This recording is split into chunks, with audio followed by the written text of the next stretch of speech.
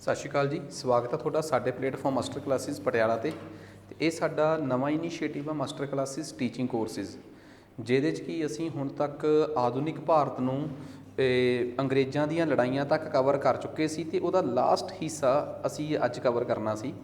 ਅੰਗਰੇਜ਼ਾਂ ਦੀਆਂ ਲੜਾਈਆਂ, ਅਫਗਾਨਿਸਤਾਨ ਨਾਲ ਸਾਰਾਗੜੀ ਦੀ ਲੜਾਈ, ਕੁਛ ਲੜਾਈਆਂ ਇਹੋ ਜਿਹੀਆਂ ਸੀ ਜਿਹੜੀਆਂ ਸਾਡੀਆਂ ਇਸ ਟੌਪਿਕ 'ਚ ਕਵਰ ਹੋਣੀਆਂ। ਸੋ ज़्यादा समा ना खराब करते हुए असी स्टार्ट करते हैं। सब तो पहला एंगलो अफगान युद्ध। तुसी पुरानी लैक्चर की कॉन्टीन्यूटी दे विच इहनूं देखोगे तो तुहानूं बड़ी आसानी नाल समझ आऊगा कि एंगलो अफगान युद्ध की ने। हुण देखो, तुसी पहलां अपनी कहानी नूं कित्थे लैके जाना है। अंग्रेज़ 1700 तो लैके 1760 तक जां 65 तक करनाटक दे युद्ध लड़ चुके हैं। 1765 तो लैके 1757 तो लैके 1764 तक वो बंगाल दे विच पलासी ते बदारा ते बक्सर का युद्ध लड़ चुके हैं। अंग्रेज़ 1771 तो 75 तो लैके 1818 तक 3 एंगलो मराठा जंगां लड़ चुके हैं। अंग्रेज़ 1767 तो लैके 1800 तक 1799 तक 4 एंगलो मैसूर जंगां लड़ चुके हैं। सो अंग्रेज़ भारत के तकरीबन सारे इलाकों ते काबज हो गए। 1839 च रणजीत सिंह की दुनिया छड्डण तो बाद 1840 च अंग्रेज़ों नूं एवें लग्या कि अफगानिस्तान जाण दा राह पद्धरा हो गया।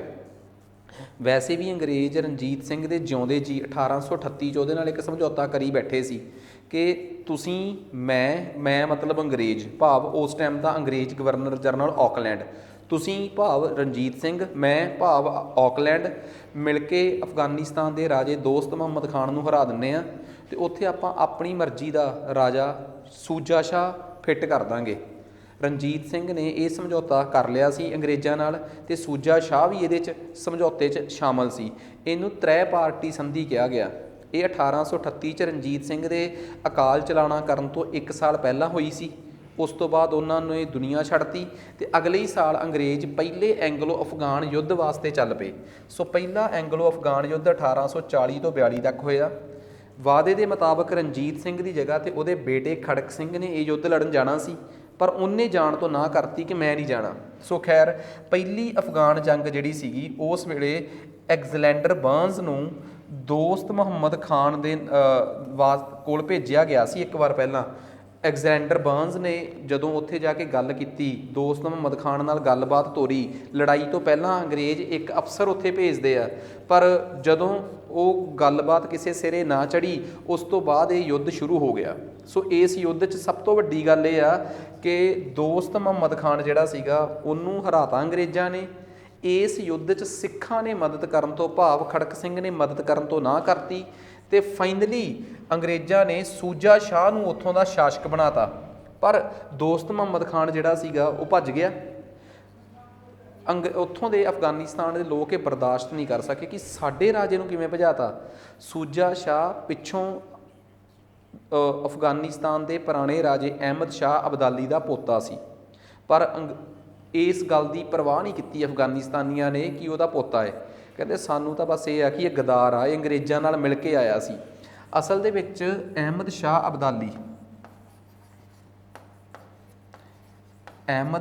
अब्दाली दा मुंडा सी तैमूर शाह अब्दाली, ते तैमूर शाह अब्दाली दे यमन शाह, सूजा शाह ते मुहम्मद शाह 3 पोते सीगे, मुंडे सी ते अब्दाली दे पोते होए अहमद शाह दे।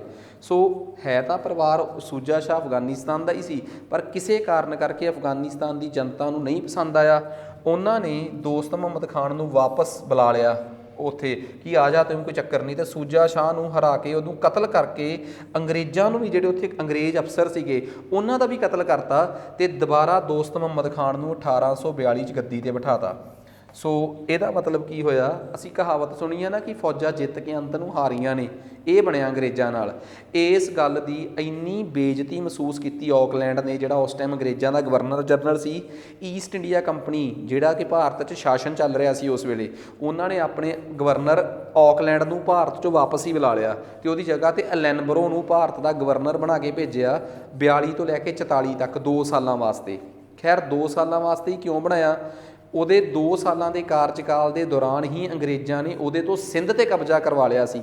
ਇਸ ਲੜਾਈ 'ਚ ਅੰਗਰੇਜ਼ਾਂ ਨੂੰ ਇਹ ਵੀ ਦਿੱਕਤ ਆਈ ਕਿ ਸਿੰਧ ਤੇ ਜੇ ਕਬਜ਼ਾ ਹੁੰਦਾ ਤੇ ਲੜਾਈ ਲੜਨ ਦੀ ਹੋਰ ਸੌਖੀ ਹੋ ਜਾਂਦੀ। ਠੀਕ ਆ, ਸੋ ਅੰਗਰੇਜ਼ਾਂ ਨੇ 2 ਸਾਲਾਂ 'ਚ ਅਗਲਿਆਂ 'ਚ ਸਿੰਧ ਤੇ ਕਬਜ਼ਾ ਕੀਤਾ ਤੇ ਸਿੰਧ ਦੀ ਲੜਾਈ ਦਾ ਜ਼ਿਕਰ ਮੈਂ ਪਹਿਲਾਂ ਕਰ ਚੁੱਕਿਆ। ਹੁਣ ਲੜੀ ਪੂਰੀ ਹੋਰ ਵਧੀਆ ਜੁੜ ਜੂਗੀ। ਉਸ ਤੋਂ ਬਾਅਦ ਆ ਗਈ ਦੂਜੀ ਐਂਗਲੋ ਅਫਗਾਨ ਜੰਗ। ਪਹਿਲੀ ਗੱਲ, ਦੋਸਤ ਮੁਹੰਮਦ ਖਾਨ 1842 'ਚ ਦੁਬਾਰਾ ਅਫਗਾਨਿਸਤਾਨ ਦਾ ਰਾਜਾ ਬਣ ਗਿਆ। ਫਿਰ ਅੰਗਰੇਜ਼ਾਂ ਨੇ ਹਿੰਮਤ ਨਹੀਂ ਪਈ। 1857 'ਚ ਅੰਗਰੇਜ਼ਾਂ ਦਾ ਭਾਰਤ 'ਚ ਵਿਦਰੋਹ ਵੀ ਹੋਇਆ ਅੰਗਰੇਜ਼ਾਂ ਦੇ ਖਿਲਾਫ। ਅੰਗਰੇਜ਼ ਉਹ ਵੀ ਚੱਲ ਗਏ। ਭਾਰਤ 'ਚ ਈਸਟ ਇੰਡੀਆ ਕੰਪਨੀ ਦੇ ਖਾਤਮੇ ਤੋਂ ਬਾਅਦ 1858 'ਚ ਭਾਰਤ 'ਚ ਬ੍ਰਿਟਿਸ਼ ਸਰਕਾਰ ਦੀ ਸਿੱਧੀ ਹਕੂਮਤ ਆ ਗਈ। ਉਸ ਹਕੂਮਤ ਨੇ ਵੀ ਦੋਸਤ ਮੁਹੰਮਦ ਖਾਨ ਨਾਲ ਪੰਗਾ ਲੈਣਾ ਠੀਕ ਨਹੀਂ ਸਮਝਿਆ। 1863 ਦੇ ਵਿੱਚ ਦੋਸਤ ਮੁਹੰਮਦ ਖਾਨ ਦੀ ਕੁਦਰਤੀ ਤੌਰ 'ਤੇ ਮੌਤ ਹੋ ਗਈ। ਉਸ ਵੇਲੇ ਵੀ ਅੰਗਰੇਜ਼ ਅਫਗਾਨਿਸਤਾਨ ਨਾਲ ਪੰਗਾ ਲੈਣ ਦੀ ਔਕਾਤ ਨਹੀਂ ਰੱਖ ਸਕੇ। ਦੋਸਤ ਮੁਹੰਮਦ ਖਾਨ ਦੀ ਮੌਤ ਤੋਂ ਬਾਅਦ ਉਹਦੇ ਮੁੰਡੇ ਆਜ਼ਮ ਅਤੇ ਹੋਰ ਸ਼ੇਰ ਅਲੀ ਆਪਸ 'ਚ ਲੜੇ ਅਤੇ ਇਹਨਾਂ 'ਚੋਂ ਸ਼ੇਰ ਅਲੀ ਫਤਿਹ ਹੋ ਗਿਆ ਅਤੇ ਅਗਲਾ ਉੱਥੋਂ ਦਾ ਅਮੀਰ ਸ਼ੇਰ ਅਲੀ ਬਣ ਗਿਆ। ਦੋਸਤ ਮੁਹੰਮਦ ਖਾਨ ਜਿਹੜਾ ਸੀਗਾ ਅਸਲ 'ਚ ਸੀਗਾ ਕੌਣ, ਮੈਂ ਇਹਦੇ ਬਾਰੇ ਜੇ ਥੋੜ੍ਹੀ ਜਿਹੀ ਗੱਲ ਕਰਾਂ। ਕਹਿੰਦੇ 1750 ਤੋਂ ਬਾਅਦ ਅਫਗਾਨਿਸਤਾਨ ਦਾ ਰਾਜਾ ਬਣਿਆ ਸੀ ਅਹਿਮਦ ਸ਼ਾਹ ਅਬਦਾਲੀ, ਪਤਾ ਸਭ ਨੂੰ। 43 'ਚ ਬਣ ਗਿਆ ਸੀ, 1743 ਦੇ ਗੇੜ 'ਚ। 1773 ਤੱਕ ਉਹ ਰਾਜਾ ਰਿਹਾ। ਉਹਦੇ ਮਰਨ ਤੋਂ ਬਾਅਦ ਉਹਦਾ ਮੁੰਡਾ ਤੈਮੂਰ ਸ਼ਾਹ ਅਬਦਾਲੀ 1793 ਤੱਕ ਰਾਜਾ ਰਿਹਾ। 1793 'ਚ ਉਹਦੇ ਮਰਨ ਤੋਂ ਬਾਅਦ ਅਫਗਾਨਿਸਤਾਨ ਦੇ ਵਿੱਚ 3 ਭਰਾਵਾਂ 'ਚ ਟਸਲ ਪੈ ਗਈ, ਯਮਨ ਸ਼ਾਹ ਅਬਦਾਲੀ, ਸੂਜਾ ਸ਼ਾਹ ਅਬਦਾਲੀ, ਮਹਿਮੂਦ ਸ਼ਾਹ ਅਬਦਾਲੀ। ਸੋ ਸਭ ਤੋਂ ਪਹਿਲਾਂ ਗੱਦੀ 'ਤੇ ਬੈਠਾ ਯਮਨ ਸ਼ਾਹ ਅਬਦਾਲੀ 1793 ਤੋਂ ਲੈ ਕੇ 1800 ਤੱਕ। 1800 ਦੇ ਅਰਾਊਂਡ ਜਾ ਕੇ ਜਾਂ ਇਹਦੇ ਨੇੜੇ ਤੇੜੇ ਯਮਨ ਸ਼ਾਹ ਅਬਦਾਲੀ ਨੂੰ ਉਹਦੇ ਭਰਾ ਮਹਿਮੂਦ ਸ਼ਾਹ ਅਬਦਾਲੀ ਨੇ ਹਰਾਤਾ। ਠੀਕ ਆ ਜੀ, ਮਹਿਮੂਦ ਸ਼ਾਹ ਅਬਦਾਲੀ ਨੇ ਉਹਨੂੰ ਹਰਾਤਾ ਅਤੇ ਯਮਨ ਸ਼ਾਹ ਨੂੰ ਅੰਨਾ ਕਰਤਾ ਅਤੇ ਉਹਨੂੰ ਕਤਲ ਕਰਤਾ, ਬਸ ਮਰ ਗਿਆ, ਉਹ ਜੇਲ੍ਹ 'ਚ ਪਾਤਾ ਅਤੇ ਉੱਥੇ ਹੀ ਮਰ ਗਿਆ। 1800 ਤੋਂ ਬਾਅਦ 1802 ਦੇ ਵਿੱਚ ਮਹਿਮੂਦ ਸ਼ਾਹ ਅਬਦਾਲੀ ਨੂੰ ਉਹਦੇ ਭਰਾ ਸੂਜਾ ਸ਼ਾਹ ਅਬਦਾਲੀ ਨੇ ਹਰਾਤਾ ਅਤੇ ਗੱਦੀ 'ਤੇ ਆਪ ਬੈਠ ਗਿਆ। 1803 'ਚ 2 ਜਾਂ 3 ਦੇ ਵਿੱਚ ਮਹਿਮੂਦ ਸ਼ਾਹ ਅਬਦਾਲੀ ਜਿਹੜਾ ਸੀਗਾ ਉਹ ਦੁਬਾਰਾ ਖੈਰ ਉਹ ਹਾਰ ਗਿਆ। ਠੀਕ ਆ, 1800 ਦੇ ਵਿੱਚ ਗੱਦੀ 'ਤੇ ਬੈਠਾ ਸੂਜਾ ਸ਼ਾਹ ਅਬਦਾਲੀ। ਠੀਕ ਆ, ਮਹਿਮੂਦ ਸ਼ਾਹ ਅਬਦਾਲੀ ਤਾਂ 1803 'ਚ ਉਹਨੂੰ ਹਰਾ ਕੇ ਗੱਦੀ 'ਤੇ ਸੂਜਾ ਸ਼ਾਹ ਅਬਦਾਲੀ ਬਹਿ ਗਿਆ। 1803 'ਚ ਪਹਿਲਾਂ 1793 ਤੋਂ ਲੈ ਕੇ 1800 ਤੱਕ ਯਮਨ ਸ਼ਾਹ ਅਬਦਾਲੀ, 1800 'ਚ ਉਹਨੂੰ ਹਰਾ ਕੇ ਕਤਲ ਅੰਨਾ ਕਰਕੇ ਜੇਲ੍ਹ 'ਚ ਬਿਠਾ ਕੇ ਬਣ ਗਿਆ ਮਹਿਮੂਦ ਸ਼ਾਹ ਅਬਦਾਲੀ। 1803 'ਚ ਉਹਨੂੰ ਹਰਾ ਕੇ ਗੱਦੀ 'ਤੇ ਬਹਿ ਗਿਆ ਸੂਜਾ ਸ਼ਾਹ ਅਬਦਾਲੀ। 1803 ਤੋਂ ਲੈ ਕੇ 1809 ਤੱਕ ਗੱਦੀ 'ਤੇ ਬੈਠਾ ਸੂਜਾ ਸ਼ਾਹ ਅਬਦਾਲੀ। 9 'ਚ ਦੁਬਾਰਾ ਫਿਰ ਮਹਿਮੂਦ ਸ਼ਾਹ ਅਬਦਾਲੀ ਦਾ ਦਾ ਲੱਗਿਆ ਅਤੇ ਉਹ ਗੱਦੀ 'ਤੇ ਬੈਠ ਗਿਆ ਅਤੇ ਸੂਜਾ ਸ਼ਾਹ ਨੂੰ ਉਹਨੇ ਜੇਲ੍ਹ 'ਚ ਬੰਦ ਕਰਤਾ। ਮਹਿਮੂਦ ਸ਼ਾਹ ਅਬਦਾਲੀ 1809 'ਚ ਕਿਵੇਂ ਫਤਿਹ ਹੋ ਗਿਆ, ਉਹਦੀ ਮਦਦ ਕੀਤੀ ਅੰਦਰ ਖਾਤੇ ਇੱਕ ਵਜ਼ੀਰ ਫਤਿਹ ਖਾਨ ਨੇ। ਖੈਰ 1809 ਤੋਂ ਬਾਅਦ 1818 ਤੱਕ ਅਫਗਾਨਿਸਤਾਨ ਦਾ ਰਾਜਾ ਰਿਹਾ ਮਹਿਮੂਦ ਸ਼ਾਹ ਅਬਦਾਲੀ। 1818 'ਚ ਉਹਦੇ ਮਰਨ ਤੋਂ ਬਾਅਦ ਇਸ ਵੰਸ਼ 'ਚੋਂ ਕੋਈ ਰਾਜਾ ਨਹੀਂ ਬਣਿਆ, ਅਬਦਾਲੀ ਵੰਸ਼ ਖਤਮ ਹੋ ਗਿਆ। ਸੂਜਾ ਸ਼ਾਹ ਜਿਹੜਾ ਸੀ ਉਹ ਜੇਲ੍ਹ 'ਚ ਸੀ ਅਤੇ ਜੇਲ੍ਹ 'ਚੋਂ ਛੁੱਟ ਗਿਆ ਅਤੇ ਫਿਰ ਉਹ ਵਿਹਲੀਆਂ ਟੱਕਰਾਂ ਖਾਂਦਾ ਰਿਹਾ। ਉਹਨੂੰ ਰਣਜੀਤ ਸਿੰਘ ਨੇ ਕਿਉਂ ਛਡਾਇਆ, ਉਹ ਸਿੱਖ ਇਤਿਹਾਸ 'ਚ ਪੜ੍ਹਾਂਗੇ ਕਦੀ। 1818 'ਚ ਗੱਦੀ 'ਤੇ ਕੋਈ ਨਹੀਂ ਬੈਠਾ ਅਤੇ ਤਾਕਤ ਸਾਰੀ ਫਤਿਹ ਖਾਨ ਨਾਂ ਦੇ ਵਜ਼ੀਰ ਨੇ ਆਪਣੇ ਕੋਲ ਰੱਖ ਲਈ। ਉਹਨੇ ਆਪਣੇ ਆਪ ਨੂੰ ਰਾਜਾ ਨਹੀਂ ਕਿਹਾ, ਉਹਨੇ ਆਪਣੇ ਆਪ ਨੂੰ ਅਮੀਰ ਕਿਹਾ। ਉਹ ਮਤਲਬ ਕਿ ਵਜ਼ੀਰ ਦੇ ਤੌਰ 'ਤੇ ਹੀ ਪੇਸ਼ ਕੀਤਾ। 1818 ਤੋਂ ਲੈ ਕੇ 23 ਤੱਕ 5 ਸਾਲ ਰਾਜ ਉਹਨੇ ਕੀਤਾ ਅਤੇ ਗੱਦੀ 'ਤੇ ਉਹਦੇ ਮਰਨ ਤੋਂ ਬਾਅਦ ਉਹਦਾ ਛੋਟਾ ਭਰਾ ਦੋਸਤ ਮੁਹੰਮਦ ਖਾਨ ਅਮੀਰ ਬਣ ਗਿਆ। 1818 ਤੋਂ ਬਾਅਦ ਸ਼ਾਸਕ ਦੀ ਜਗ੍ਹਾ 'ਤੇ ਅਮੀਰ ਆ ਗਏ। 23 ਤੋਂ ਲੈ ਕੇ 40 ਤੱਕ ਉਹ ਰਿਹਾ। ਇੱਕ ਵਾਰ ਉਹਨੂੰ ਸਾਈਡ 'ਤੇ ਕਰਕੇ ਅੰਗਰੇਜ਼ਾਂ ਨੇ ਪਹਿਲੀ ਐਂਗਲੋ ਸਿੱਖ ਜੰਗ ਦੇ ਵਿੱਚ ਕੋਸ਼ਿਸ਼ ਕੀਤੀ ਸੂਜਾ ਸ਼ਾਹ ਨੂੰ ਗੱਦੀ 'ਤੇ ਬਿਠਾਉਣ ਦੀ, ਪਰ ਨਹੀਂ ਬਿਠਾ ਸਕੇ। 42 'ਚੋਂ ਫਿਰ ਵਾਪਸ ਆ ਗਿਆ। 1863 ਦੇ ਵਿੱਚ ਦੋਸਤ ਮੁਹੰਮਦ ਖਾਨ ਜਿਹੜਾ ਕਿ ਉੱਥੋਂ ਦਾ ਅਮੀਰ ਸੀ, ਉਹਦੀ ਮੌਤ ਹੋ ਗਈ। ਹੁਣ ਸਟੋਰੀ ਜ਼ਿਆਦਾ ਵਧੀਆ ਸਮਝ ਆ ਗਈ, ਬੈਕ ਕਰਕੇ ਦੁਬਾਰਾ ਸੁਣ ਲਿਓ। ਖੈਰ 1863 'ਚ ਉਹਦੀ ਮੌਤ ਤੋਂ ਬਾਅਦ ਉਹਦੇ ਬੇਟਿਆਂ 'ਚ ਲੜਾਈ ਹੋਈ ਅਤੇ ਸ਼ੇਰ ਅਲੀ ਉੱਭਰ ਕੇ ਬਾਹਰ ਆਇਆ।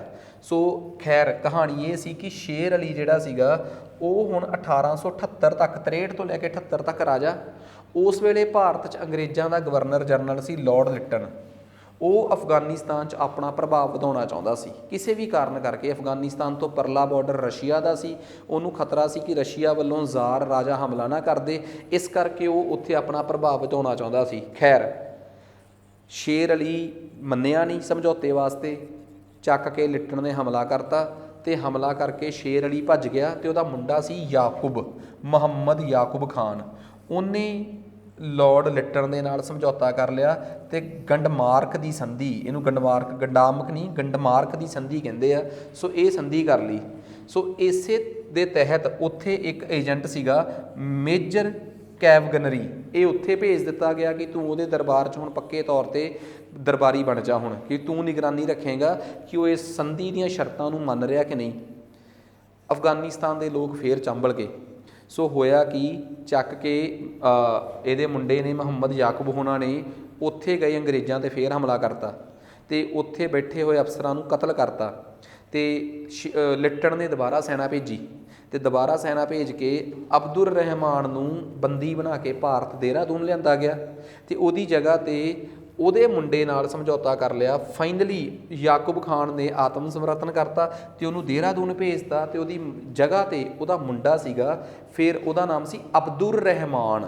ਅਬਦੁਰ ਰਹਿਮਾਨ ਨੂੰ ਅਗਲਾ ਰਾਜਾ ਬਣਾਤਾ ਅਤੇ ਫਿਰ ਅਬਦੁਰ ਰਹਿਮਾਨ ਲੰਮਾ ਸਮਾਂ ਰਾਜਾ ਰਿਹਾ 1880 ਤੋਂ ਬਾਅਦ, ਇੱਥੋਂ ਤੱਕ ਕਿ ਅਫਗਾਨਿਸਤਾਨ ਦੇ ਨਾਲ ਅੰਗਰੇਜ਼ਾਂ ਦਾ ਬਾਰਡਰ ਭਿੜਦਾ ਸੀਗਾ ਅਤੇ ਉਸ ਬਾਰਡਰ ਦਾ ਸਮਝੌਤਾ ਵੀ ਫਿਰ ਫਾਈਨਲੀ ਅਬਦੁਰ ਰਹਿਮਾਨ ਦੇ ਵੇਲੇ 1893 ਦੇ ਵਿੱਚ ਹੀ ਹੋਇਆ ਹੈ। 1893 'ਚ ਇੱਕ ਅੰਗਰੇਜ਼ ਜੋਗਰਾਫਰ ਜਿਹੜਾ ਕਿ ਪੰਜਾਬ ਦਾ ਗਵਰਨਰ ਵੀ ਸੀ ਉਸ ਵੇਲੇ, ਹੈਨਰੀ ਦੁਰਾਂਦ, ਉਹਨੇ ਫਿਰ ਅਫਗਾਨਿਸਤਾਨ ਅਤੇ ਅੰਗਰੇਜ਼ਾਂ ਦੇ ਵਿੱਚ, ਕਿਉਂਕਿ ਅੱਜ ਦਾ ਪਾਕਿਸਤਾਨ ਉਸ ਵੇਲੇ ਅੰਗਰੇਜ਼ਾਂ ਦਾ ਭਾਰਤ ਹੀ ਸੀਗਾ ਨਾ, ਉੱਥੇ ਫਿਰ ਇੱਕ ਲਾਈਨ ਖਿੱਚੀ ਅਫਗਾਨਿਸਤਾਨ ਅਤੇ ਭਾਰਤ ਦੇ ਵਿੱਚ। ਅੱਜ ਦੀ ਲਾਈਨ ਉਹ ਪਾਕਿਸਤਾਨ ਅਤੇ ਅਫਗਾਨਿਸਤਾਨ 'ਚ ਆ, ਉਹਨੂੰ ਕਿਹਾ ਜਾਂਦਾ ਦੁਰਾਂਦ ਲਾਈਨ। ਦੁਰਾਂਦ ਲਾਈਨ ਅੱਜ ਪਾਕਿਸਤਾਨ ਅਤੇ ਅਫਗਾਨਿਸਤਾਨ ਦਾ ਬਾਰਡਰ ਬਣਾਉਂਦੀ ਆ, ਉਸ ਵੇਲੇ ਭਾਰਤ ਅਤੇ ਅਫਗਾਨਿਸਤਾਨ ਦਾ ਬਾਰਡਰ ਬਣਾਉਂਦੀ ਸੀ। 1893 'ਚ ਇਹ ਲਾਈਨ ਹੈਨਰੀ ਦੁਰਾਂਦ ਨੇ ਜਿਹੜੀ ਖਿੱਚੀ ਸੀ ਉਹ ਅਬਦੁਰ ਰਹਿਮਾਨ ਦੇ ਵੇਲੇ ਖਿੱਚੀ ਸੀ, ਜਿਹੜਾ ਕਿ ਯਾਕੂਬ ਤੋਂ ਬਾਅਦ ਅਗਲਾ ਉੱਥੋਂ ਦਾ ਰਾਜਾ ਬਣਿਆ ਸੀਗਾ। ਸੋ ਮੈਂ ਸਾਰੀ ਕਹਾਣੀ ਦੱਸਦੀ। ਹੁਣ 1893 ਦੇ ਵਿੱਚ ਲਾਈਨ ਤਾਂ ਖਿੱਚੀ ਗਈ, 1893 ਦੇ ਵਿੱਚ ਉਹ ਲਾਈਨ ਤਾਂ ਖਿੱਚੀ ਗਈ, ਤੁਸੀਂ ਵੀ ਮੰਨਦੇ ਹੋ ਅਤੇ ਮੈਂ ਵੀ ਮੰਨਦਾ ਕਿ ਉਹ ਲਾਈਨ ਖਿੱਚੀ ਗਈ। ਉਸ ਤੋਂ ਬਾਅਦ ਵੀ ਅਫਗਾਨਿਸਤਾਨ ਦੇ ਲੋਕ ਮੰਨਦੇ ਸੀ ਕਿ ਅੰਗਰੇਜ਼ਾਂ ਨੇ ਧੱਕੇ ਨਾਲ ਕੁਛ ਹਿੱਸਾ ਜਿਹੜਾ ਸਾਡਾ ਪਠਾਨਾਂ ਦਾ ਹੈ ਉਹ ਆਪਣੇ ਕਬਜ਼ੇ 'ਚ ਕਰ ਲਿਆ। ਉਸ ਪਠਾਨਾਂ ਦਾ ਹਿੱਸੇ 'ਚ ਅੰਗਰੇਜ਼ ਛੱਡਣਾ ਨਹੀਂ ਸੀ ਚਾਹੁੰਦੇ। ਪਹਾੜੀ ਇਲਾਕਾ ਸੀ, ਤਾਰਾ ਬੋਰਾ ਦੀਆਂ ਪਹਾੜੀਆਂ ਸੀ, ਠੀਕ ਆ। ਸੋ ਉਹ ਖੈਬਰ ਪਖਤੂਨਖਵਾ ਦਾ ਇਲਾਕਾ ਸੀਗਾ, ਉੱਥੇ ਅੰਗਰੇਜ਼ਾਂ ਨੇ ਆਪਣੀ ਫੌਜ ਭੇਜੀ ਅਤੇ ਉਹ ਫੌਜ ਸਿੱਖਾਂ ਦੀ ਰੈਜੀਮੈਂਟ ਸੀ, 36ਵੀਂ ਰੈਜੀਮੈਂਟ, ਜਿਹਨੂੰ ਉੱਥੇ ਭੇਜਿਆ ਕਿਉਂਕਿ ਉਹ ਪੰਜਾਬ ਦਾ ਇਲਾਕਾ ਸੀਗਾ। ਉੱਥੇ ਸਿੱਖਾਂ ਦੀ 36ਵੀਂ ਰੈਜੀਮੈਂਟ, ਜਿਹਦੇ ਸਾਰੇ ਜਵਾਨ ਫਿਰੋਜ਼ਪੁਰ ਦੇ ਸਾਰਾਗੜ੍ਹੀ ਪਿੰਡ ਦੇ ਸੀਗੇ। ਖੈਰ ਉੱਥੇ ਉਹਨਾਂ ਨੇ 1897 ਦੀ 12 ਸਤੰਬਰ ਨੂੰ ਇੱਕ ਬੜੀ ਇਤਿਹਾਸਕ ਲੜਾਈ ਲੜੀ ਅੰਗਰੇਜ਼ਾਂ ਦੇ ਵੱਲੋਂ। ਖੈਬਰ ਪਖਤੂਨਖਵਾ ਇਲਾਕਾ ਸੀਗਾ ਉਹ, ਜਿੱਥੇ ਦਾਅਵਾ ਕਰਦੇ ਸੀ ਪਠਾਨ, ਅਫਗਾਨੀ ਪਠਾਨ ਆਪਣਾ। ਬੜੀ ਜ਼ਬਰਦਸਤ ਲੜਾਈ ਹੋਈ ਅਤੇ ਉਸ ਲੜਾਈ ਨੂੰ ਲੋਕ ਸਾਰਾਗੜ੍ਹੀ ਦੀ ਲੜਾਈ ਕਹਿੰਦੇ ਆ। 21+1 22 ਸਿੱਖ ਸ਼ਹੀਦ ਹੋਏ ਸਾਰਾਗੜ੍ਹੀ ਦੀ ਲੜਾਈ 'ਚ, ਅਤੇ ਪਠਾਨ ਇਸ ਲੜਾਈ ਨੂੰ, ਓਬਵੀਅਸ ਜੀ ਗੱਲ ਆ ਗਿਣਤੀ 'ਚ ਬਹੁਤ ਜ਼ਿਆਦਾ ਸੀ, ਜਿੱਤ ਤਾਂ ਗਏ ਪਰ ਬੜੀ ਬਹਾਦਰੀ ਨਾਲ ਇਹ ਲੜਾਈ ਲੜੀ ਗਈ। ਸਿੱਖ ਇਸ ਲੜਾਈ ਨੂੰ, ਇਸ ਤੋਂ ਬਾਅਦ ਅੰਗਰੇਜ਼ਾਂ ਨੂੰ ਸਮਝ ਆ ਗਿਆ ਕਿ ਇਹ ਖੈਬਰ ਪਖਤੂਨਖਵਾ ਜਿਹੜਾ ਹੈ ਜਾਂ ਤਾਂ ਇਹਨੂੰ ਅਫਗਾਨਿਸਤਾਨ ਦੇ ਕਬਜ਼ੇ 'ਚ ਕਰਨਾ ਪਊਗਾ, ਭੇਜਣਾ ਪਊਗਾ, ਅਦਰਵਾਈਜ਼ ਇਹਨਾਂ ਨੂੰ ਇਹ ਕਹਿ ਦਿੰਦੇ ਆ ਕਿ ਤੁਹਾਨੂੰ ਪੰਜਾਬ ਤੋਂ ਅੱਡ ਕੱਢ ਕੇ ਵੱਖਰਾ ਰਾਜ ਬਣਾ ਦਿੰਦੇ ਆ। ਫਿਰ ਇਹਨਾਂ ਨੂੰ ਉੱਤਰ ਪੱਛਮੀ ਮੋਰਚਾ ਪ੍ਰਾਂਤ, ਯਾਨੀ ਕਿ ਨਾਰਥ ਵੈਸਟ ਫਰੰਟੀਅਰ ਪ੍ਰੋਵਿੰਸ, ਉੱਤਰ ਪੱਛਮੀ ਫਰੰਟ ਪ੍ਰਾਂਤ ਜਿਹੜਾ ਸੀਗਾ ਡਿਕਲੇਅਰ ਕਰ ਦਿੱਤਾ ਗਿਆ ਆਜ਼ਾਦ 1901 'ਚ ਜਾ ਕੇ, ਕਿ ਬਈ ਚੱਕੋ ਯਾਰ ਤੁਹਾਡਾ ਰੌਲਾ ਹੀ ਖਤਮ। ਸੋ ਇਹ ਕਹਾਣੀ ਆ ਸਾਰਾਗੜ੍ਹੀ ਦੀ ਲੜਾਈ ਦੀ। ਸਾਰਾਗੜ੍ਹੀ ਦੀ ਲੜਾਈ 'ਚ ਸਿੱਖ ਅੰਗਰੇਜ਼ਾਂ ਵੱਲੋਂ ਅਫਗਾਨਿਸਤਾਨ ਦੇ ਪਠਾਨਾਂ ਦੇ ਖਿਲਾਫ ਲੜੇ ਸੀ, ਅਤੇ ਲੜੇ ਕਿਉਂ ਸੀ ਉਹ ਕਹਾਣੀ ਸਮਝ ਆਈ ਗਈ ਤੁਹਾਨੂੰ। ਦੁਰਾਂਦ ਲਾਈਨ ਜਿਹੜੀ 1893 'ਚ ਬਣੀ ਸੀ, ਉਹਦੇ 'ਚ ਅੰਗਰੇਜ਼ਾਂ ਨੇ ਧੱਕੇ ਨਾਲ ਇਹ ਇਲਾਕਾ ਆਪਣੇ 'ਚ ਮਿਲਾ ਲਿਆ ਸੀ। ਅਸਲ 'ਚ ਅਫਗਾਨਿਸਤਾਨ ਦੇ ਅਫਗਾਨੀ ਪਠਾਨਾਂ ਦਾ ਇਲਾਕਾ ਸੀਗਾ। ਖੈਰ ਇਹਦੇ 'ਚ ਸਿੱਖਾਂ ਦਾ ਕੋਈ ਗਲਤੀ ਜਾਂ ਕੋਈ ਰੌਲਾ ਨਹੀਂ ਸੀ। ਸੋ ਇਸ ਲੜਾਈ ਦੇ ਵਿੱਚ ਅੰਗਰੇਜ਼ਾਂ ਉਹ ਜਿਹੜਾ ਫੋਰਟ ਲਾਕਹਾਰਟ ਅਤੇ ਫੋਰਟ ਗੁਲਿਸਤਾਨ, ਇਹ ਦੋ ਕਿਲ੍ਹੇ ਸੀਗੇ ਦੋਵਾਂ ਕਿਲਿਆਂ ਦੇ ਵਿੱਚ ਸਿੱਖ ਬੜੀ ਬਹਾਦਰੀ ਨਾਲ ਲੜੇ ਆ। ਖੈਰ ਸਿੱਖ ਇਸ ਲੜਾਈ ਨੂੰ ਬਹੁਤ ਮਸ਼ਹੂਰ ਲੜਾਈ ਜਿਹੜੀ ਆ ਮੰਨਿਆ ਜਾਂਦਾ ਹੈ। 7000 ਮੈਂ ਤੁਹਾਨੂੰ ਦੱਸੇ ਸੀ ਪਠਾਨ, ਬਟ 8 ਤੋਂ 10,000 ਤੋਂ ਵੀ ਵੱਧ ਗਿਣਤੀ ਹੋ ਸਕਦੀ ਉਹ ਕਬੀਲੇ ਦੇ ਪਠਾਨਾਂ ਦੀ, ਜਿਹੜੇ ਕਿ 21 ਸਿੰਘਾਂ ਦੇ ਖਿਲਾਫ ਲੜੇ ਸੀਗੇ। ਸੋ ਇਹ ਗੱਲ ਬਹੁਤ ਇੰਪੋਰਟੈਂਟ ਆ। ਸੋ ਸਾਨੂੰ ਪਤਾ ਲੱਗ ਗਿਆ ਕਿ ਆਖਰ ਉਸਾਰਾਗੜੀ ਦੀ ਲੜਾਈ ਕਿਸ ਕਾਰਨ ਕਰਕੇ ਹੋਈ ਸੀ ਅਤੇ ਉਹਦਾ ਐਂਗਲੋ ਅਫਗਾਨ ਸਬੰਧਾਂ ਦੇ ਨਾਲ, ਅੰਗਰੇਜ਼ਾਂ ਦੇ ਅਫਗਾਨਾਂ ਦੇ ਸਬੰਧਾਂ ਦੇ ਵਿੱਚ ਕੀ ਜ਼ਿਕਰ ਆਉਂਦਾ ਹੈ। ਉਸ ਤੋਂ ਬਾਅਦ ਤੀਜੀ ਐਂਗਲੋ ਅਫਗਾਨ ਜੰਗ। ਦੇਖੋ ਅਸਲ 'ਚ ਕੀ ਹੋਇਆ, ਪਹਿਲੀ ਐਂਗਲੋ ਅਫਗਾਨ ਜੰਗ, ਦੂਜੀ ਤੋਂ ਬਾਅਦ ਅੰਗਰੇਜ਼ ਅਤੇ ਅਫਗਾਨਿਸਤਾਨ ਦੇ ਸਬੰਧ ਸਥਿਰ ਹੋ ਗਏ ਕਿ ਠੀਕ ਆ ਯਾਰ। ਉਸ ਤੋਂ ਬਾਅਦ ਅੰਗਰੇਜ਼ਾਂ ਨੇ ਜਿਹੜਾ ਉੱਤਰ ਉਹਨਾਂ ਦੇ ਇਲਾਕਾ ਸੀ ਖੈਬਰ ਪਖਤੂਨਖਵਾ, ਉਹਨੂੰ ਆਜ਼ਾਦ ਰਾਜ ਬਣਾਤਾ ਭਾਰਤ 'ਚ, ਬ੍ਰਿਟਿਸ਼ ਭਾਰਤ 'ਚ। ਅਤੇ ਉਸ ਤੋਂ ਬਾਅਦ ਅਫਗਾਨਿਸਤਾਨ ਵਾਲਿਆਂ ਨੇ ਵੀ ਬਾਹਲਾ ਜ਼ਿਆਦਾ ਉੱਥੇ ਹਾਂ ਨਾ ਕਰਨੀ ਬੰਦ ਕਰਤੀ, ਸਬੰਧ ਸੁਧਰ ਗਏ। 1914 ਤੱਕ ਇਹ ਸਬੰਧ ਸਹੀ ਰਹੇ। ਅਚਾਨਕ 1914 ਤੋਂ ਲੈ ਕੇ 1918 ਤੱਕ ਪਹਿਲਾ ਵਿਸ਼ਵ ਯੁੱਧ ਹੋਇਆ। ਇਹਦਾ ਕੀ ਮਤਲਬ ਸੀ?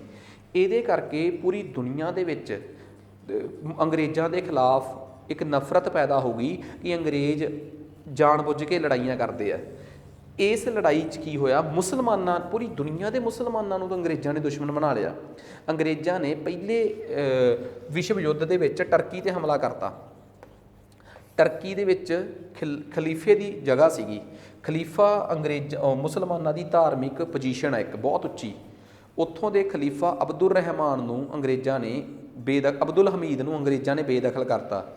ਇਹ ਉਵੇਂ ਹੀ ਆ ਜਿਵੇਂ ਸਿੱਖ ਧਰਮ ਦੇ ਵਿੱਚ ਅਕਾਲ ਤਖਤ 'ਤੇ ਕੋਈ ਹਮਲਾ ਹੋਇਆ ਹੋਵੇ। ਪੂਰੀ ਦੁਨੀਆ ਦੇ ਮੁਸਲਮਾਨਾਂ ਦੇ ਹਿਰਦੇ ਬਲੁੰਦਰੇ ਗਏ ਅਤੇ ਪੂਰੀ ਦੁਨੀਆ ਦੇ ਮੁਸਲਮਾਨਾਂ ਨੇ ਅੰਗਰੇਜ਼ਾਂ ਦੇ ਖਿਲਾਫ ਜੰਗ ਦਾ ਐਲਾਨ ਕਰਤਾ। ਅਤੇ ਇਸੇ ਅਨੁਸਾਰ 1919 ਦੇ ਵਿੱਚ ਅਫਗਾਨਿਸਤਾਨ, ਜੋ ਕਿ ਇੱਕ ਮੁਸਲਿਮ ਬਹੁ ਇਲਾਕਾ ਸੀ, ਉਹਨਾਂ ਨੇ ਵੀ ਭਾਰਤ 'ਚ ਅੰਗਰੇਜ਼ਾਂ 'ਤੇ ਹਮਲਾ ਕਰਤਾ। ਇਸੇ 'ਚੋਂ ਨਿਕਲ ਕੇ ਆਈ ਆ ਤੀਜੀ ਐਂਗਲੋ ਅਫਗਾਨ ਜੰਗ। ਸੋ ਇਸ ਜੰਗ ਨੂੰ ਬਾਅਦ 'ਚ ਫਾਈਨਲੀ ਜਿਹੜਾ ਉਸ ਟਾਈਮ ਦਾ ਉਹਨਾਂ ਦਾ ਅਫਗਾਨਿਸਤਾਨ ਦਾ ਰਾਜਾ ਸੀ, ਉਹਨੇ ਫਿਰ ਰਾਵਲਪਿੰਡੀ ਦੀ ਸੰਧੀ ਨਾਲ ਇਸ ਲੜਾਈ ਨੂੰ ਖ਼ਤਮ ਕੀਤਾ। ਅਤੇ ਫਾਈਨਲੀ ਅਮਨ-ਉल्ला ਖਾਨ ਜਿਹੜਾ ਉਸ ਟਾਈਮ ਦਾ ਰਾਜਾ ਸੀਗਾ, ਉਸ ਤੋਂ ਬਾਅਦ ਇੱਕ ਸ਼ਾਂਤੀ ਦੋਵਾਂ ਦੇਸ਼ਾਂ 'ਚ ਹੋ ਗਈ। ਅਮਨ-ਉल्ला ਖਾਨ ਉਸ ਵੇਲੇ ਦਾ ਅਫਗਾਨਿਸਤਾਨ ਦਾ ਸ਼ਾਸਕ ਸੀ। ਅਤੇ ਇਸ ਤੋਂ ਬਾਅਦ ਅਫਗਾਨਿਸਤਾਨ ਨੇ ਉਦੋਂ ਤੱਕ ਅੰਗਰੇਜ਼ਾਂ ਨਾਲ ਕੋਈ ਲੜਾਈ ਨਹੀਂ ਲੜੀ ਜਦੋਂ ਤੱਕ ਅੰਗਰੇਜ਼ ਭਾਰਤ 'ਚੋਂ ਗਏ ਨਹੀਂ। ਸੋ ਇਹ ਫਾਈਨਲੀ ਜੇ ਕੋਈ ਮੈਨੂੰ ਕਵੇ ਕਿ ਅੰਗਰੇਜ਼ਾਂ ਦੀਆਂ ਅਫਗਾਨਿਸਤਾਨ ਦੇ ਨਾਲ ਕਿੰਨੀਆਂ ਜੰਗਾਂ ਹੋਈਆਂ, ਤਾਂ 3 ਜੰਗਾਂ ਹੋਈਆਂ। ਸੋ ਅੰਗਰੇਜ਼ ਅਫਗਾਨਿਸਤਾਨ ਸਬੰਧਾਂ 'ਤੇ ਮੇਰਾ ਇੱਕ ਲੈਕਚਰ ਸੀਗਾ ਬੇਹੱਦ ਇੰਪੋਰਟੈਂਟ, ਉਹ ਮੈਂ ਤੁਹਾਨੂੰ ਦਿੱਤਾ। ਇਸ ਤੋਂ ਬਾਅਦ ਐਂਗਲੋ ਗੋਰਖਾ ਯੁੱਧ, ਅੰਗਰੇਜ਼ਾਂ ਨੇ ਨੇਪਾਲੀ ਗੋਰਖਿਆਂ ਨਾਲ ਇੱਕੋ ਹੀ ਲੜਾਈ ਲੜੀ ਆ। ਇਹ ਗੱਲ 1814 ਦੀ ਆ। ਰਣਜੀਤ ਸਿੰਘ ਜੀਂਦਾ ਸੀ 1814 'ਚ। ਰਣਜੀਤ ਸਿੰਘ ਕਿੱਥੇ ਸੀ? ਰਣਜੀਤ ਸਿੰਘ ਪੰਜਾਬ ਦਾ ਸ਼ਾਸਕ ਸੀ। 1801 'ਚੋਂ ਤਾਜਪੋਸ਼ੀ ਤੋਂ ਬਾਅਦ ਪੰਜਾਬ ਦਾ ਸ਼ਾਸਕ ਬਣਿਆ ਅਤੇ 1813 ਤੱਕ ਉਹ ਕੀ ਕਰ ਰਿਹਾ ਸੀ, ਹਿਮਾਚਲ ਪ੍ਰਦੇਸ਼ ਦੇ ਸੰਸਾਰ ਚੰਦ ਰਾਜੇ ਨੂੰ ਹਰਾ ਚੁੱਕਿਆ ਸੀ। ਅਤੇ ਉਸ ਤੋਂ ਬਾਅਦ ਉਹ ਨੇਪਾਲ ਵੱਲ ਦੇਖ ਰਿਹਾ ਸੀ। ਅੰਗਰੇਜ਼ਾਂ ਨੂੰ ਇਹ ਸੀ ਕਿ ਰਣਜੀਤ ਸਿੰਘ ਜੇ ਹਿਮਾਚਲ ਦੇ ਰਾਹ ਥਾਣੀ ਨੇਪਾਲ ਪਹੁੰਚ ਗਿਆ, ਉਸ ਤੋਂ ਪਹਿਲਾਂ ਅਸੀਂ ਨਾ ਪਹੁੰਚ ਜਾਈਏ, ਕਿਉਂਕਿ ਨੇਪਾਲ ਇੱਕ ਬਹੁਤ ਉੱਚੇ ਇਲਾਕੇ 'ਤੇ ਆ ਅਤੇ ਉੱਥੇ ਤੁਹਾਡੇ ਕਿਲੇ ਹੋਣੇ ਬਹੁਤ ਜ਼ਰੂਰੀ ਆ। ਅੰਗਰੇਜ਼ਾਂ ਨੇ ਰਣਜੀਤ ਸਿੰਘ ਦੇ ਉੱਥੇ ਪਹੁੰਚਣ ਤੋਂ ਪਹਿਲਾਂ ਉੱਥੋਂ ਦੇ ਰਾਜੇ ਅਮਰ ਸਿੰਘ ਥੋਪੇ ਨਾਲ ਸੰਬੰਧ ਸਾਂਭਿਆ, ਪਰ ਗੱਲ ਨਹੀਂ ਬਣੀ। ਇਸ ਤੋਂ ਬਾਅਦ ਐਂਗਲੋ ਨੇਪਾਲ ਯੁੱਧ ਸ਼ੁਰੂ ਹੋ ਗਿਆ। 1814 ਤੋਂ ਲੈ ਕੇ 16 ਤੱਕ ਚੱਲਿਆ ਅਤੇ ਫਾਈਨਲੀ ਇਹਨਾਂ ਦੀ ਇੱਕ ਸੰਧੀ ਹੋਈ ਅਤੇ ਇਹਨੂੰ ਸੰਗੌਲੀ ਦੀ ਸੰਧੀ ਕਹਿੰਦੇ ਆ। ਇੱਕੋ ਯੁੱਧ 'ਚ ਅੰਗਰੇਜ਼ਾਂ ਨੇ 1815 'ਚ ਇਹਨਾਂ ਨੂੰ ਖਤਮ ਕਰਤਾ ਅਤੇ ਫਾਈਨਲੀ ਉੱਥੋਂ ਦਾ ਜਿਹੜਾ ਉਹ ਸੀਗਾ 4 ਮਾਰਚ 1816 ਨੂੰ ਗਜਰਾਜ ਮਿਸ਼ਰਾ ਜਿਹੜਾ ਨੇਪਾਲ ਦਾ ਸੀਗਾ, ਠੀਕ ਆ, ਉਹਨੂੰ ਮਤਲਬ ਕਿ ਉਹਦੇ 'ਤੇ ਸਾਈਨ ਕਰਾ ਲਏ। ਅਤੇ ਇਸੇ ਸੰਧੀ ਦੇ ਮੁਤਾਬਕ ਗੁਜਰਾਤ ਦਾ ਜਿਹੜਾ ਕੁਛ ਹਿੱਸਾ ਸੀਗਾ ਉਹ ਬ੍ਰਿਟਿਸ਼ ਭਾਰਤ ਨੂੰ ਦੇਤਾ, ਜਿਵੇਂ ਕਿ ਉਹ ਹਿੱਸਾ ਅੱਜ ਭਾਰਤ ਦੇ ਉੱਤਰਾਖੰਡ ਅਤੇ ਹੋਰ ਕਈ ਇਲਾਕੇ ਆ ਜਿਨ੍ਹਾਂ 'ਤੇ ਅੱਜ ਵੀ ਨੇਪਾਲ ਦਾਅਵਾ ਕਰਦਾ ਹੈ। ਇਸ ਤੋਂ ਬਾਅਦ ਪੱਕੇ ਤੌਰ 'ਤੇ ਕਾਠਮੰਡੂ 'ਚ ਬ੍ਰਿਟਿਸ਼ ਪ੍ਰਤੀਨਿਧੀ ਬੈਠੂਗਾ, ਬ੍ਰਿਟਿਸ਼ ਰੈਜ਼ੀਡੈਂਟ ਬੈਠੂਗਾ, ਜਿਹੜਾ ਉੱਥੋਂ ਦੇ ਰਾਜੇ ਦੀਆਂ ਗਤੀਵਿਧੀਆਂ 'ਤੇ ਨਿਗਾਹ ਰੱਖੂਗਾ। ਅਤੇ ਗੋਰਖਿਆਂ ਨੂੰ ਬ੍ਰਿਟਿਸ਼ ਸੈਨਾ ਦੇ ਵਿੱਚ ਪੱਕੇ ਤੌਰ 'ਤੇ ਇੱਕ ਵੱਖਰੀ ਰੈਜੀਮੈਂਟ ਜਿਹੜੀ ਸੀ ਉਹ ਦੇ ਦਿੱਤੀ ਗਈ। 1815 'ਚ ਬ੍ਰਿਟਿਸ਼ ਦੇ ਵਿੱਚ ਗੋਰਖਾ ਰੈਜੀਮੈਂਟ ਬਣ ਜਾਂਦੀ ਆ। ਸੋ ਇਸ ਤਰੀਕੇ ਨਾਲ ਇੱਕੋ ਲੜਾਈ ਦੇ ਨਾਲ ਗੋਰਖੇ ਭਾਰਤ ਦੇ ਅਧੀਨ ਆ ਜਾਂਦੇ ਆ। ਐਵੇਂ ਹੀ ਬਰਮਾ ਭਾਰਤ ਦੇ ਗਵਾਂਢ 'ਚ ਉਹ ਰਾਜ ਆ ਜਿਹਨੂੰ ਅੱਜ ਅਸੀਂ ਮਾਇਨਮਾਰ ਕਹਿੰਦੇ ਹਾਂ, ਬਿਲਕੁਲ ਭਾਰਤ ਦੇ ਉੱਤਰ ਪੂਰਬ ਦੇ ਵਿੱਚ, ਜਿਹਨੂੰ ਅਸੀਂ ਨਾਰਥ ਈਸਟ ਦਾ ਇਲਾਕਾ ਕਹਿੰਦੇ ਹਾਂ। ਸਾਡੀਆਂ ਜਿਹੜੀਆਂ 7 ਭੈਣਾਂ ਹੈ, 7 ਸਿਸਟਰਸ ਆ, ਮਨੀਪੁਰ, ਮਿਜ਼ੋਰਮ, ਤ੍ਰਿਪੁਰਾ, ਅਰੁਣਾਚਲ ਪ੍ਰਦੇਸ਼, ਇਹ ਸਾਰਿਆਂ ਤੋਂ ਪਰਲੇ ਪਾਸੇ ਜਿਹੜਾ ਦੇਸ਼ ਆ ਉਹ ਬਰਮਾ ਹੈ, ਜਿਹਨੂੰ ਅਸੀਂ ਮਾਇਨਮਾਰ ਕਹਿੰਦੇ ਹਾਂ। ਅਸਲ ਦੇ ਵਿੱਚ ਬਰਮਾ ਦੇ ਨਾਲ ਅੰਗਰੇਜ਼ਾਂ ਦੀਆਂ 3 ਲੜਾਈਆਂ ਲੜੀਆਂ। ਆ ਭਾਰਤ ਆ, ਭਾਰਤ ਤੋਂ ਇੱਧਰ ਬਰਮਾ ਹੈ, ਬਰਮਾ ਤੋਂ ਇੱਧਰ ਹੋਰ ਕਈ ਕੰਬੋਡੀਆ, ਲਾਓਸ ਵਰਗੇ, ਵੀਅਤਨਾਮ ਵਰਗੇ ਦੇਸ਼ ਆ ਜਿਹਨੂੰ ਅਸੀਂ ਉੱਤਰ ਪੂਰਬੀ ਉੱਤਰ ਦੱਖਣੀ ਏਸ਼ੀਆ, ਸਾਊਥ ਈਸਟ ਏਸ਼ੀਆ ਕਹਿੰਦੇ ਆ। ਤਾਂ ਸਾਊਥ ਈਸਟ, ਦੱਖਣ ਪੂਰਬੀ ਏਸ਼ੀਆ, ਆਪਾਂ ਸਾਊਥ ਈਸਟ ਏਸ਼ੀਆ ਕਹਿੰਦੇ ਆ ਉਹਨਾਂ ਨੂੰ। ਕਹਿੰਦੇ ਉੱਧਰ ਲਾਓਸ, ਵੀਅਤਨਾਮ, ਕੰਬੋਡੀਆ ਵਰਗੇ ਕਈ ਦੇਸ਼ ਆ। ਇਹਨਾਂ ਦੇਸ਼ਾਂ 'ਤੇ ਫਰਾਂਸ ਦਾ ਕਬਜ਼ਾ ਸੀਗਾ,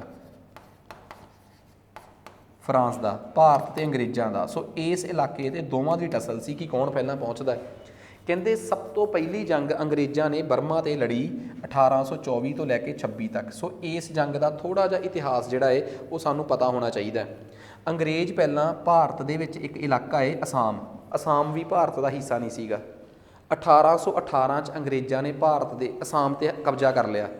ਅਸਾਮ ਦੇ ਵਿੱਚ ਅਹੋਮ ਵੰਸ਼ ਦਾ ਰਾਜ ਸੀ, ਉਹਨਾਂ ਨੂੰ ਕਬਜ਼ਾ ਲਿਆ।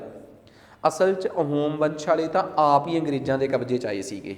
ਤੁਸੀਂ ਕਹੋਗੇ ਸਰ ਇਹ ਕਿੱਦਾਂ ਹੋ ਸਕਦਾ ਹੈ, ਕੋਈ ਆਪ ਹੀ ਕਿਸੇ ਦੇ ਕਬਜ਼ੇ 'ਚ ਕਿਵੇਂ ਆ ਸਕਦਾ ਹੈ? ਆ ਸਕਦਾ ਹੈ।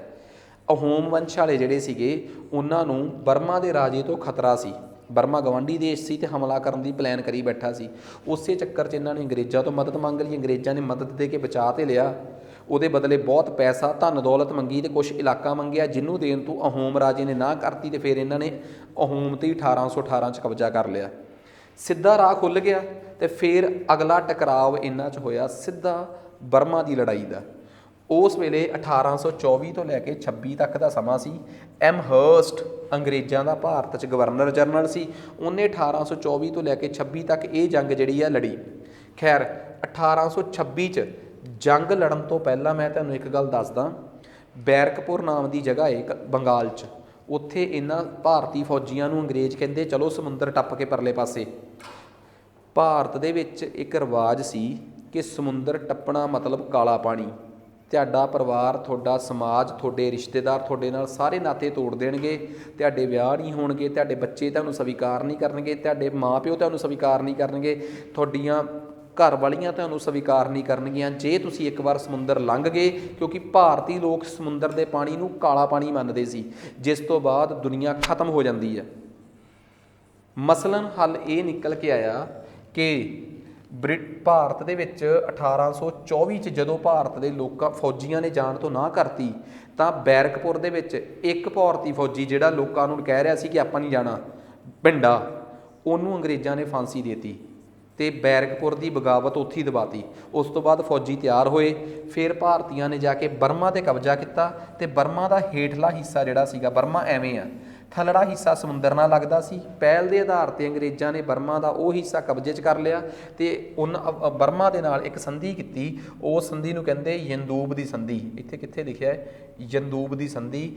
ਬਰਮਾ ਦੇ ਨਾਲ ਉਹਨਾਂ ਨੇ ਹਮਲਾ ਕੀਤਾ, ਰੰਗੂਨ ਵਿੱਚ ਕਬਜ਼ਾ ਕਰ ਲਿਆ ਅਤੇ ਆਵਾ ਵਿਖੇ, ਆਵਾ ਉਹਨਾਂ ਦਾ ਬੜਾ ਮਹੱਤਵਪੂਰਨ ਥੱਲੇ ਦੱਖਣ ਵਾਲੇ ਪਾਸੇ ਸ਼ਹਿਰ ਸੀਗਾ, ਅਤੇ ਉੱਥੇ ਯੰਡਾਬੂ ਦੀ ਸੰਧੀ, ਯੰਡੂਬ ਦੀ ਸੰਧੀ ਕਹਿ ਲਓ ਜਾਂ ਯਡਾਬੂ ਦੀ ਸੰਧੀ ਕਹਿ ਲਓ। ਯਡਾਬੂ ਇੱਕ ਮਹੱਤਵਪੂਰਨ ਅਤੇ ਰਾਜਧਾਨੀ ਸ਼ਹਿਰ ਹੁੰਦਾ ਸੀ ਉਹਨਾਂ ਦਾ ਉਸ ਵੇਲੇ ਦਾ, ਠੀਕ ਆ। ਹੁਣ ਤਾਂ ਉਹਨਾਂ ਦੀ ਰਾਜਧਾਨੀ ਨਾਇਪੀਥਾ ਹੈ। ਖੈਰ ਪਹਿਲਾ ਐਂਗਲੋ ਬਰਮਾ ਯੁੱਧ ਲਾਰਡ ਐਮਹਰਸਟ ਦੇ ਵੇਲੇ ਲੜਿਆ ਗਿਆ ਅਤੇ ਤੁਹਾਨੂੰ ਪਤਾ ਹੋਣਾ ਚਾਹੀਦਾ ਹੈ, ਸਾਰੀ ਸਟੋਰੀ ਦੱਸਤੀ ਕਿ ਇਹ ਜੰਗ ਕਿਸ ਸਮਝੌਤੇ ਨਾਲ ਖਤਮ ਹੋਈ, ਕਦੋਂ ਲੜੀ ਗਈ, ਕਿਹੜੇ ਬੰਦੇ ਨੇ ਬਗਾਵਤ ਕੀਤੀ। ਭਿੰਡੇ ਨੇ ਬਗਾਵਤ ਕੀਤੀ, ਬੈਰਕਪੁਰ ਦੀ ਬਗਾਵਤ ਕੀਤੀ, ਕਿਉਂ ਕੀਤੀ, ਕਾਲੇ ਪਾਣੀ ਦਾ ਕੀ ਸੀਨ ਆ। ਇਸ ਤੋਂ ਬਾਅਦ ਇਹਨਾਂ ਨੇ, ਨੇਪਾਲ ਵਾਲਿਆਂ ਨੇ, ਬਰਮਾ ਵਾਲਿਆਂ ਨੇ ਕੋਈ ਰੌਲਾ ਨਹੀਂ ਪਾਇਆ। ਦੂਜਾ ਰੌਲਾ ਉਦੋਂ ਪਿਆ ਜਦੋਂ ਬਰਮਾ ਦੇ ਵਿੱਚੋਂ ਕੁਛ ਅੰਗਰੇਜ਼ ਵਪਾਰੀਆਂ ਨੇ ਆ ਕੇ ਭਾਰਤ 'ਚ ਉਸ ਵੇਲੇ ਦੇ ਗਵਰਨਰ ਜਨਰਲ ਡਲਹੌਜ਼ੀ ਨੂੰ ਦੱਸਿਆ ਕਿ ਜੀ ਬਰਮਾ ਦਾ ਰਾਜਾ ਸਾਡੇ ਨਾਲ ਪੱਖਪਾਤ ਕਰਦਾ ਹੈ। ਜਿਹੜਾ ਆਪਣਾ 1823 'ਚ ਜਾਂ 28 'ਚ ਸਮਝੌਤਾ ਹੋਇਆ ਸੀ ਯਡਾਬੂ ਦੀ ਸੰਧੀ, ਉਹਦੇ ਹਿਸਾਬ ਨਾਲ ਸਾਨੂੰ ਵਪਾਰ ਨਹੀਂ ਕਰਨਾ ਚਾਹੁੰਦਾ। ਆਪਣੇ ਡਲਹੌਜ਼ੀ ਨੇ ਫਿਰ ਆਪਣੀ ਸੈਨਾ ਦੇ ਦਿੱਤੀ ਅਤੇ ਪਹਿਲਾਂ ਤਾਂ ਕੁਛ ਇਲਾਕਾ ਥੱਲੜੇ ਹੇਠਲੇ ਬਰਮਾ ਦਾ ਲੁੱਟਿਆ ਸੀ, ਪੂਰੇ ਹੇਠਲੇ ਬਰਮਾ 'ਤੇ ਕਬਜ਼ਾ ਕਰ ਲਿਆ ਅਤੇ ਰੰਗੂਨ ਨੂੰ ਆਪਣੀ ਪੱਕੀ ਰਾਜਧਾਨੀ ਬਣਾ ਲਿਆ। ਇਸ ਤੋਂ ਬਾਅਦ ਇਸ ਵੇਲੇ ਲਾਰਡ ਡਲਹੌਜ਼ੀ ਭਾਰਤ ਦਾ ਗਵਰਨਰ ਜਨਰਲ ਸੀ। ਇਸ ਤੋਂ ਬਾਅਦ ਬਰਮਾ ਦੇ ਰਾਜੇ ਨੇ ਅੱਖ ਨਹੀਂ ਚੱਕੀ ਉਦੋਂ ਤੱਕ ਜਦੋਂ ਤੱਕ ਉਹਦੀ ਮੌਤ ਨਹੀਂ ਹੋਈ। ਉਹਦੀ ਮੌਤ ਤੋਂ ਬਾਅਦ, ਬਰਮੇ ਦੇ ਰਾਜੇ ਦੀ ਮੌਤ ਤੋਂ ਬਾਅਦ, ਉਹਦਾ ਮੁੰਡਾ ਅਗਲਾ ਰਾਜਾ ਬਣ ਗਿਆ। ਹੁਣ ਉਹਦਾ ਮੁੰਡਾ ਜਿਹੜਾ ਸੀਗਾ ਨਵਾਂ ਰਾਜਾ ਬਣਿਆ ਸੀਗਾ, ਹੁਣ ਉਹ ਜਿਹੜਾ ਸੀਗਾ ਉਹਦਾ ਨਾਮ ਸੀਗਾ ਥਿਬਾਊ। ਉਹ ਆਪਣੇ ਪਿਓ ਵਾਂਗ ਉਹਨੂੰ ਲੱਗਦਾ ਸੀ ਕਿ ਮੇਰਾ ਪਿਓ ਤਾਂ ਹੀ ਅੰਗਰੇਜ਼ਾਂ ਤੋਂ ਡਰਦਾ ਰਿਹਾ, ਮੈਂ ਲੜੂੰਗਾ ਅੰਗਰੇਜ਼ਾਂ ਨਾਲ। ਸੋ 1885 'ਚ ਜਿਸ ਵੇਲੇ ਭਾਰਤ ਦਾ ਗਵਰਨਰ ਜਨਰਲ ਡਫਰਿਨ ਸੀ, ਉਹਨੇ ਬਰਮਾ 'ਚ ਰਹਿ ਰਹੇ ਅੰਗਰੇਜ਼ ਵਪਾਰੀਆਂ 'ਤੇ ਤਸ਼ੱਦਦ ਕਰਨੀ ਸ਼ੁਰੂ ਕਰਤੀ। ਇਸ ਗੱਲ ਦਾ ਜਦੋਂ ਲਿੱਟਣ ਨੂੰ ਪਤਾ ਲੱਗਿਆ ਤਾਂ ਉਹਨੇ ਲਿੱਟਣ ਨੇ ਅੱਕ ਕੇ ਬਰਮਾ 'ਤੇ ਹਮਲਾ ਕੀਤਾ ਅਤੇ ਪੂਰੇ ਤੌਰ 'ਤੇ 1846 'ਚ ਇਹਨੂੰ ਭਾਰਤ 'ਚ ਮਿਲਾ ਲਿਆ। ਅਤੇ 1885-86 ਤੋਂ ਲੈ ਕੇ 1935 ਤੱਕ ਬਰਮਾ ਭਾਰਤ ਦਾ ਅਭਿੰਨ ਅੰਗ ਰਿਹਾ। 1935 'ਚ ਫਿਰ ਇੱਕ ਕਾਨੂੰਨ ਬਣਿਆ ਜਿਹਦੇ ਨਾਲ ਬਰਮਾ ਨੂੰ ਭਾਰਤ ਤੋਂ ਅੱਡ ਅੰਗਰੇਜ਼ਾਂ ਨੇ ਵੱਖਰੇ ਦੇਸ਼ ਦੇ ਤੌਰ 'ਤੇ ਆਪਣਾ ਗੁਲਾਮ ਮੰਨਿਆ। ਨਹੀਂ ਤਾਂ 1885 'ਚ ਤਾਂ ਇਹਨੇ ਭਾਰਤ ਦਾ ਹੀ ਅਭਿੰਨ ਅੰਗ ਬਣਾ ਲਿਆ ਸੀ ਬਰਮਾ। 1835 ਤੋਂ ਬਾਅਦ ਵੀ ਬਰਮਾ ਗੁਲਾਮ ਰਿਹਾ, ਪਰ ਭਾਰਤ ਦੇ ਅਭਿੰਨ ਅੰਗ ਦੇ ਤੌਰ 'ਤੇ ਨਹੀਂ, ਵੱਖਰੇ ਦੇਸ਼ ਦੇ ਤੌਰ 'ਤੇ। ਸੋ ਇਹ ਬਰਮਾ ਦੀ ਲੜਾਈ ਦਾ ਤੁਹਾਨੂੰ ਮੈਂ ਇਤਿਹਾਸ ਦੱਸਤਾ। ਕਿੱਡੇ ਸੌਖੇ ਆ ਕੰਸੈਪਟ ਇਹ, ਠੀਕ ਆ। ਹੁਣ ਆ ਗਿਆ ਐਂਗਲੋ ਭੂਟਾਨ ਜੰਗ। ਹੁਣ ਰੌਲਾ ਇੱਕ ਸਟੈਪ ਅੱਗੇ ਵੱਧ ਗਿਆ। ਭੂਟਾਨ ਭਾਰਤ ਦੇ ਉੱਪਰ ਇੱਕ ਦੇਸ਼ ਆ, ਨੇਪਾਲ ਦਾ ਗਵਾਂਢੀ ਦੇਸ਼ ਆ। ਜਿਵੇਂ ਨੇਪਾਲ ਨਾਲ ਇੱਕੋ ਝਟਕੇ 'ਚ ਅੰਗਰੇਜ਼ਾਂ ਨੇ ਉਹਨੂੰ ਹਰਾਤਾ, ਉਵੇਂ ਹੀ ਭੂਟਾਨ ਨੂੰ ਵੀ ਇੱਕੋ ਝਟਕੇ ਨਾਲ ਹਰਾਇਆ। ਅਤੇ ਭੂਟਾਨ ਦਾ ਰਾਜਾ ਮਾੜੀ ਜੀ ਬਗਾਵਤ ਕਰਦਾ ਸੀ। 1865 'ਚ ਸੈਨਾ ਭੇਜ ਕੇ ਭੂਟਾਨ ਦੇ ਰਾਜੇ ਨੂੰ ਹਰਾ ਕੇ ਉਹਦੇ ਨਾਲ ਸੰਚੁਲੀ ਦੀ ਸੰਧੀ ਕੀਤੀ। ਸੰਚੂਲਾ ਅੱਡ ਆ, ਜਿਵੇਂ ਸ਼ਗੁਲੀ ਦੀ ਸੰਧੀ ਇੱਕੋ ਲੜਾਈ ਹੋਈ ਆ 1815 'ਚ ਨੇਪਾਲ ਦੀ, ਅਤੇ ਇੱਕੋ ਸੰਧੀ ਨਾਲ ਉਹਨੂੰ ਹਰਾਤਾ। ਇੱਕੋ ਸੰਧੀ ਨਾਲ ਇਹਨੂੰ ਹਰਾਤਾ। 11 ਨਵੰਬਰ 1865 ਨੂੰ ਉਸ ਸੰਧੀ 'ਤੇ ਹਸਤਾਖਰ ਹੋਏ ਅਤੇ ਭੂਟਾਨ ਨੇ 50,000 ਰੁਪਏ ਦੀ ਸਬਸਿਡੀ ਦੇ ਬਦਲੇ ਆਪਣਾ ਕੁਛ ਇਲਾਕਾ ਜਿਹੜਾ ਸੀਗਾ ਉਹ ਪੱਕੇ ਤੌਰ 'ਤੇ ਬ੍ਰਿਟਿਸ਼ ਸੈਨਾ ਨੂੰ ਸੌਂਪ ਦਿੱਤਾ। ਸੋ ਇਸ ਤਰੀਕੇ ਨਾਲ ਇਸ ਲੜਾਈ ਦਾ ਬਸ ਆਹੀ ਹੱਲ ਨਿਕਲਿਆ। ਭੂਟਾਨ ਦੇ ਨਾਲ ਇੱਕ ਲੜਾਈ, ਨੇਪਾਲ ਦੇ ਨਾਲ ਇੱਕ ਲੜਾਈ। ਅਹਿਮ ਲੜਾਈਆਂ ਬਰਮਾ ਨਾਲ ਹੋਈਆਂ ਨੇ 3, ਅਫਗਾਨਾਂ ਨਾਲ ਹੋਈਆਂ ਨੇ 4, ਅਤੇ ਇਸ ਤੋਂ ਬਿਨਾਂ ਹੋਰ ਬੜੀਆਂ ਲੜਾਈਆਂ। ਤੁਹਾਡੇ ਦਿਮਾਗ 'ਚ ਆਊਗਾ ਕਿ ਸਰ ਜਿਹੜੀਆਂ ਸਾਨੂੰ ਕਿਤਾਬਾਂ ਮਿਲਣਗੀਆਂ ਉਹਨਾਂ ਕਿਤਾਬਾਂ ਇੰਗਲਿਸ਼ ਮੀਡੀਅਮ 'ਚ ਵੀ ਹੈਗੀਆਂ, ਜੇ ਕੋਈ ਅੰਗਰੇਜ਼ੀ ਮੀਡੀਅਮ 'ਚ ਪੜ੍ਹਨਾ ਚਾਹੁੰਦਾ ਹੋਊਗਾ ਤਾਂ ਸਟੋਰੀ ਦੇਖੋ। ਆਹ ਦੇਖੋ 1612 ਸਵਾਲੀ ਦੀ, ਫਿਰ ਆ ਸੈਂਟ ਥੋਮ ਦੀ ਯਾਦ ਆ, ਪਹਿਲਾ ਕਰਨਾਟਿਕ ਯੁੱਧ, ਦੂਜਾ ਕਰਨਾਟਿਕ ਯੁੱਧ, ਪਲਾਸੀ ਦੀ ਲੜਾਈ, ਵੰਡੀਵਾਸ਼ ਦੀ ਲੜਾਈ, ਬੇਦਾਰਾ ਦੀ ਲੜਾਈ, ਬਕਸਰ ਦੀ ਲੜਾਈ, ਐਂਗਲੋ ਮੈਸੂਰ। ਲਾਈਨ ਵਾਈਜ਼ ਮੈਂ ਸਾਰੀਆਂ ਹੀ ਲੜਾਈਆਂ ਲਾਤੀਆਂ ਤਾਂ ਕਿ ਕਿਸੇ ਨੂੰ ਕੋਈ ਡਾਊਟ ਰਵੇ ਹੀ ਨਾ। ਆਹ ਦੇਖੋ ਤੁਹਾਡੇ ਸਾਹਮਣੇ ਆ, ਲਾਈਨ ਵਾਈਜ਼ ਇਹ ਸਾਰੀਆਂ ਲੜਾਈਆਂ ਜਿਹੜੀਆਂ ਨੇ ਇਹਨਾਂ ਨੂੰ ਪੂਰਾ ਕਵਰ ਕੀਤਾ ਗਿਆ। ਤੀਜੀ ਬਰਮਾ ਜੰਗ, ਤੀਜੀ ਤਿੱਬਤ ਜੰਗ। ਸੋ ਫਾਈਨਲੀ ਇਹ ਜਿਹੜੀਆਂ ਜੰਗਾਂ ਨੇ ਇਹ ਸਾਰੀਆਂ ਮੈਂ ਪੜ੍ਹਾਈਆਂ ਹੈ। ਅੰਗਰੇਜ਼ਾਂ ਦੀਆਂ ਭਾਰਤ 'ਚ ਜਿੰਨੀਆਂ ਵੀ ਜੰਗਾਂ ਹੋਈਆਂ ਹੈ ਉਹਨਾਂ ਨੂੰ ਆਪਾਂ ਪੂਰੇ ਇਤਿਹਾਸਕ ਤੌਰ 'ਤੇ ਪੜ੍ਹਨ ਦੀ ਕੋਸ਼ਿਸ਼ ਕੀਤੀ ਆ, ਠੀਕ ਆ। ਸੋ ਉਮੀਦ ਕਰਦਾ ਕਿ ਤੁਹਾਨੂੰ ਇਹ ਕੰਟੈਂਟ, ਇਹ ਲੈਕਚਰ ਬਹੁਤ ਵਧੀਆ ਲੱਗਿਆ ਹੋਊਗਾ। ਸੋ ਅੱਜ ਵਾਸਤੇ ਇੰਨਾ ਹੀ ਬਹੁਤ ਆ। ਅਤੇ ਤੁਹਾਨੂੰ ਇਹ ਕੰਟੈਂਟ ਵਧੀਆ ਲੱਗਿਆ ਤਾਂ ਬਾਕੀਆਂ ਨੂੰ ਜ਼ਰੂਰ ਸਾਡੇ ਬਾਰੇ ਦੱਸੋ। ਪੂਰੀ ਜ਼ਿੰਮੇਵਾਰੀ ਨਾਲ PS ਟੈਟ ਦੀ ਜੇ ਤਿਆਰੀ ਕਰਵਾ ਰਹੇ ਆ ਜਾਂ ਕਿਸੇ ਵੀ ਪੇਪਰ ਦੀ ਤਿਆਰੀ ਕਰਾ ਰਹੇ ਆ, ਇਹਨਾਂ ਨੂੰ ਤੁਸੀਂ ਪੰਜਾਬ ਦੇ PSSB ਦੇ ਪੇਪਰਾਂ 'ਚ ਗਰੁੱਪ C ਲੈਵਲ ਦੇ ਪੇਪਰਾਂ ਵਾਸਤੇ ਇਸ ਕੰਟੈਂਟ ਨੂੰ ਬੜੀ ਜ਼ਿੰਮੇਵਾਰੀ ਨਾਲ ਕਹਿ ਰਿਹਾ ਮੈਂ ਵਰਤ ਸਕਦੇ ਹੋ। ਅਤੇ PS ਟੈਟ ਵਾਸਤੇ, ਮਾਸਟਰ ਕੈਡਰ ਵਾਸਤੇ ਇਹ ਹਲਕੇ ਲੈਵਲ ਦਾ ਹੋ ਸਕਦਾ, ਪਰ ਮਾਸਟਰ ਕੈਡਰ ਵਾਸਤੇ ਸਾਡਾ ਵੱਖਰਾ ਕੰਟੈਂਟ ਆ, ਉਹ ਜ਼ਿਆਦਾ ਡਿਟੇਲ ਦੇ ਵਿੱਚ ਆ। ਇਹ PSSB ਦੇ ਛੋਟੇ ਪੇਪਰਾਂ ਦੀ ਤਿਆਰੀ ਅਤੇ ਮਾਸਟਰ ਕੈਡਰ ਵਾਸਤੇ ਉਹੀ ਚੀਜ਼ ਪੜ੍ਹਾਵਾਂਗੇ ਅਤੇ ਜ਼ਿੰਮੇਵਾਰੀ ਨਾਲ ਉਹੀ ਕਵਾਂਗੇ ਜਿਸ ਪੇਪਰ ਤੱਕ ਉਹ ਸੀਮਿਤ ਹੋਊਗੀ। ਸਾਰਿਆਂ ਨੂੰ ਇੱਕੋ ਹੀ ਲਾਈਨ 'ਚ ਨਹੀਂ ਲਾਈ ਜਾਵਾਂਗੇ। ਅੱਜ ਵਾਸਤੇ ਇੰਨਾ ਹੀ ਬਹੁਤ ਆ। ਧੰਨਵਾਦ।